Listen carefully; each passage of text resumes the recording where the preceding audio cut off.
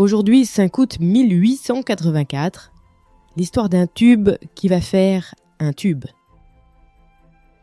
Ce mardi 5 août 1884, donc dans un coin d'Allemagne, un chimiste du nom d'Emil Erlenmeyer affine ce qui va devenir l'un des objets les plus banals et pourtant les plus fondamentaux du laboratoire moderne, le tube à essai. C'est pas n'importe qui, notre Emil Erlenmeyer. Il est professeur de chimie à l'école polytechnique de Munich, membre de l'Académie des sciences de Bavière, président de la Société allemande de chimie, et il est déjà connu pour avoir conçu quelques années plus tôt un autre récipient célèbre, le flacon conique, qui porte d'ailleurs son nom, le flacon Erlenmeyer. Mais le tube à essai, ce petit cylindre de verre fin, transparent, au fond arrondi, il paye pas de mine. Mais dans le monde des sciences, c'est une révolution discrète. Le 19e siècle est le siècle des sciences, des laboratoires. La science, jusque-là souvent artisanale, se structure, elle s'équipe. On ne fait plus des expériences sur la table de la cuisine, mais dans des lieux spécialisés, avec des instruments calibrés, du matériel fiable.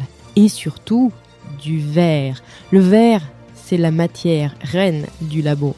Il résiste à la chaleur, à l'acide, à la pression, et dans les mains d'un verrier habile, il devient bécher, ballon, burette, colonne au tube.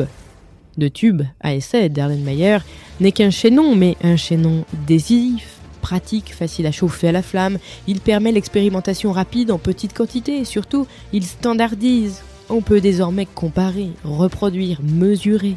La science gagne en méthode. Derrière cette innovation, ce sont les grandes figures de l'époque qui vont avancer. Pasteur avec ses germes, Mendeleïev avec sa table des éléments, Kekulé, Curie, Berthelot. Tous travaillent avec du matériel devenu plus qu'un outil, un prolongement de l'intelligence scientifique. Le 5 août 1884, avec un simple tube de verre, Erlenmeyer n'invente pas une idée. Il invente un geste, celui du chercheur penché sur sa table, œil attentif, feu réglé, goutte à goutte. Et ce geste-là, il traverse les siècles. Le 5 août 1884, Emil Erlenmeyer n'a pas inventé la science, il lui a juste donné un écrin. À demain dans Time Shot pour une nouvelle Minute Histoire.